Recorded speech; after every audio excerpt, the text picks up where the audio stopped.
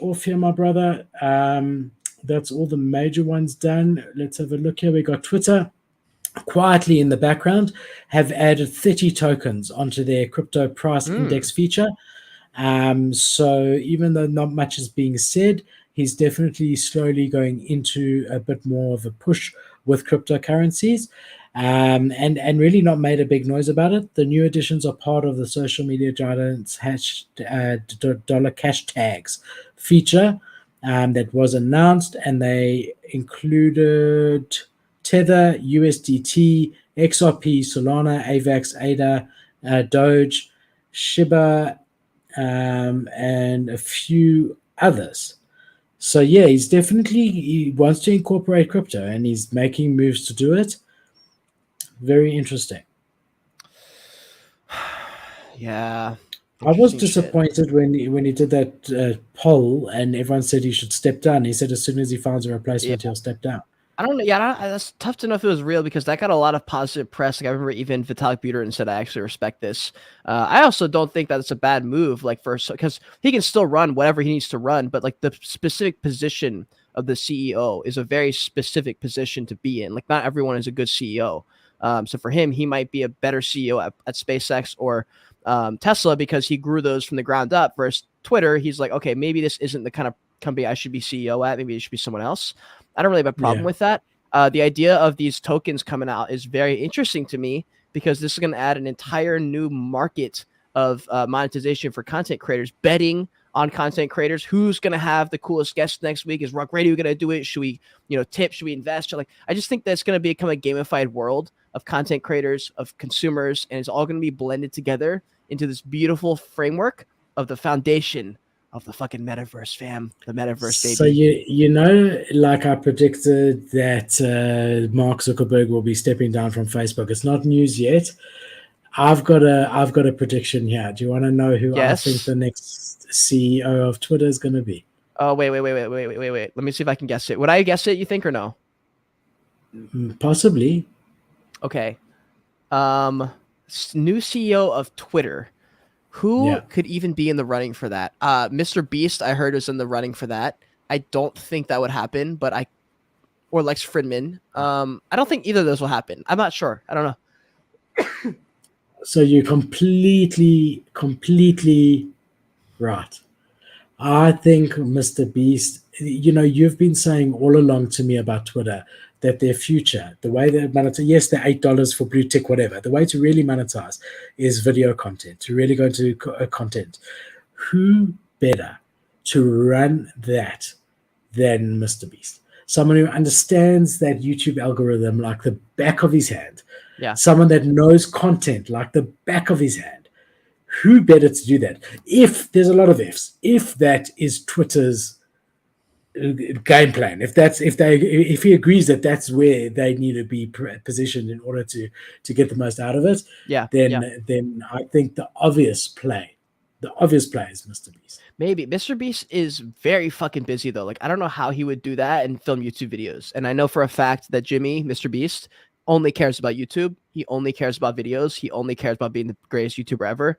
That's going to clash pretty hard if he's CEO of Twitter. That's the only reason I think maybe not. I don't know if that's true. Like, if you look at all the stuff that he's got quite a lot of companies. I mean, he's separate, completely separate. Yes, he punts them on his different channels, but he's got a lot of products and services out there. He's not running them because he's doing the videos. No, fine. Like CEO, he'd have to run all of it himself, Like, I just don't think he has the time. But don't you think, look, it's interesting. Someone of that level, I would, if I was Elon Musk looking for someone, and if I believe that Twitter's future, if I was Elon Musk and I believe Twitter's future was content, then I would look at the top 20 or 30 YouTubers. That's it. Those who I would interview the top 30 YouTubers according to revenue last year. The only response I even saw was from Elon Musk, was to Lex Fridman. Lex Fridman is the only other person I could think of that maybe would. I don't see a world where he does, actually. I think he's too scared, to be honest. I even though I love Lex Fridman, and hey, what's up, Alex? I love Lex Fridman, and I think he's brave in many situations. I don't think he has any desire to run Twitter for real. I think that's a very difficult position to run in, and I don't think he has any dreams to be the head of CEO, and I don't think that risk is really worth it. because I just don't think there's too much to gain for Lex, and I think he's crushing with the podcast. Doesn't make any sense. So that's my thoughts on it. I think he's going to run it for a little bit longer, and then when he does find someone, I think it'll be someone kind of random. Like I don't think everyone's going to know them. I think they're going to ease into the system, ease into the game. They're probably going to be really good at running the social media game in terms of being having funny memes, having good humor when he gets things wrong or she gets wrong. But I think it's going to be someone sort of random. It's going to be interesting to see. He also in response said his response was, when I found a suitable replacement. Exactly. So that could never happen. But look, Tesla's taken a huge knock now. A huge knock. This share price is down like 300% in the last year. Is that because Elon Musk has found a new baby, something that he's in love with, like he used to be with Tesla, and that all of his focus and attention is going on Twitter? Yeah. Is that the reason? His response to shareholders has been that they know that the recession, in inverted commas, affects housing market and luxury vehicles, and they're bracing for that in advance, and lowering manufacturing and all the rest, and that the China supply issues, which are real issues. I mean, China, you get different parts from different parts of China, and one of those parts gets locked down because of COVID.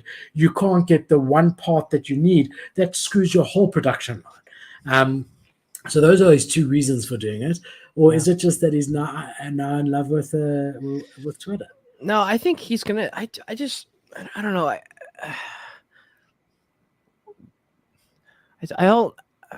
With Twitter, because of what Twitter is, I think it's almost impossible to run it the way we want it to be run. Like, we want things to happen and we want people to make decisions and stuff. I just don't think, like, it takes a long time to get things done, I think. I don't know. And because he fires so many people, he's keeping only people who are relevant. I don't think he has a particular time frame to get things done. And he's also running 4 different companies that are all massive, and they're all require all his time, basically. I'm sure his day is probably split up into quarters, and he just spends 1 quarter at Tesla, 1 quarter at Twitter. I think that's just how it works for him. And I just don't know if people have too high of an expectation on Elon to do something. And I think they're almost tying like the crypto world to Elon's Twitter game, and being like, he needs to roll this out, he needs to roll that out, it needs to be exciting, it needs to be fun, it needs to have this and that. And I'm like, he's just growing like an Instagram. Like, it's like weird to me how much input people have on Twitter. It's fine because I'm part of it, but like, it's just also kind of weird. Like, we don't have any input on Instagram or Facebook or anything like that. This could either be the best move he's ever made, or this could literally bury him. I think it'll be the best move. I really do. I think he has a better chance of losing one of the other ones. I think Tesla has a better chance of folding than Tesla's got much more potential than Twitter, in my opinion. I don't believe that, dude. I don't believe in any situation where the future is it's not just the cars, it's the solar panels that he's doing on roofs, and the batteries and the battery technology. But that's ultra high risk to me. Like, that's the high risk play for me, is that SpaceX even. Like, I think high risk plays. I don't think Twitter's in that conversation. I think SpaceX and Tesla are in the conversation of high risk plays. But I also don't believe that Twitter as a social media platform is as the foundational framework for a metaverse of sorts and digital communities. I think that's gonna be way bigger macro. But the risk is that he's put a $50 billion investment into it. That's where his personal risk is. He's put $50 billion into it, whereas Tesla, he started with $1 million. That was his downside. So he's got a lot more to lose here. So if this goes bust, and he now spends the next 10 years trying to make it go good, and forgets everything else, like he's now putting 90% of his time to Twitter, and it doesn't, and then Tesla carries on dropping because all these established car makers, like with a lot of money, are now going EV as well and are getting good at it. So whereas he had that first mover example on the car side initially, that is now much smaller, and he's got big boys who are chasing that space. He needs to be at Tesla every day, focused on making those cars more affordable and better.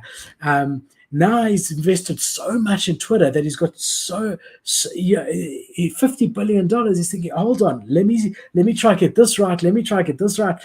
I don't know. This is a big one. It's going to be interesting to look at this in 5-10 years time. Very. Jack Dorsey's chilling though. Jack Dorsey's like, thank fucking God, I'm out of that shit. Yeah. So guys, Web listen, 5. if you've liked this show, please remember to like and subscribe. That's all that we ask for. And share it, guys. Share it. If you like it, in a couple of hours, I'll tweet it out again, just on my Twitter. Just do shares. Let's get some views going. And thank you for joining us. We are here every single Friday.